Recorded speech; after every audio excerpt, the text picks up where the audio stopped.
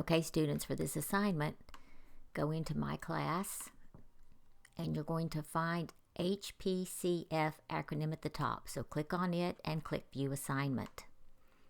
Okay, so what does HPCF stand for? Well, if you'll look at the poster that's hanging up behind my computer, you will see this little drawing that says Harry Potter Can Fly.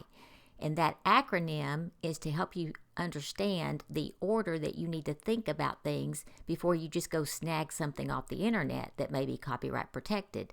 The H stands for homemade. So if you're looking for, like, say, a picture of a beagle that you want to put on your blog and you have a beagle or a neighbor has a beagle, you could take a picture yourself and post it to your blog because you own the copyright to that. So H is homemade.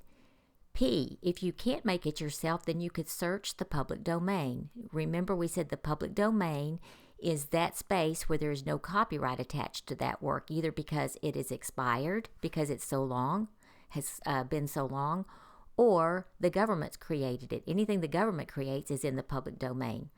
If you can't find it in the public domain, then you can search Creative Commons. Remember last week we talked about that space, Creative Commons, where creators can go in and create their own copyright license where they release it to the public and let people know they can use it without their permission, but they may want to still retain some rights to it, like they don't want you selling it or they don't want you changing it.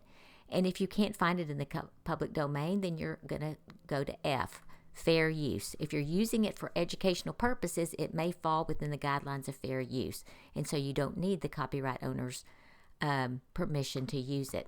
So that's what the little acronym stands for. Now, in this assignment, you're going to create your own acronym, and you cannot use any of the words that are on this poster except the word can.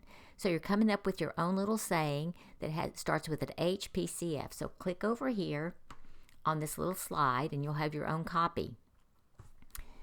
So you're going to fill out the rest of this word. So I'm going to go up here where the text box is. See this T up here? Click T and then drag your cursor, and then you can start typing. So let's say I'm going to put, I'm just going to put Harry Potter Can Fly, just because you can't use that. You have to come up with your own.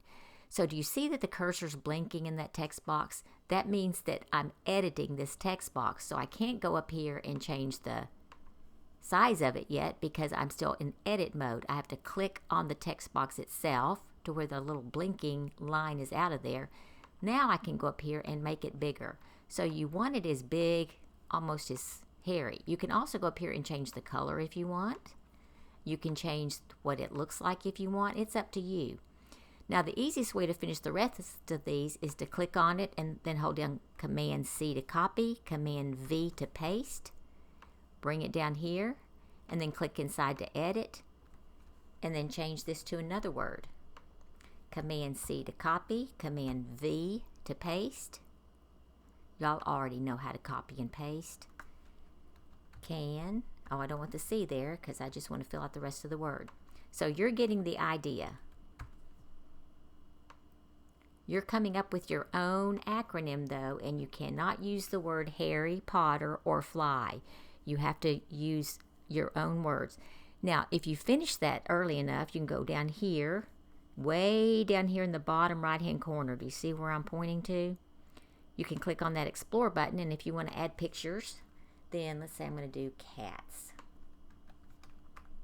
Then you can explore images on the web and you can add a picture in if you want to. So I'm just going to insert that picture. Now the only rule with pictures is that they should not cover up any of your words. I need to be able to see all of your words. Okay?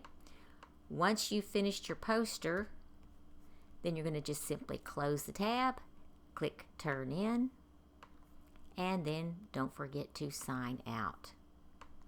And I will see you next week.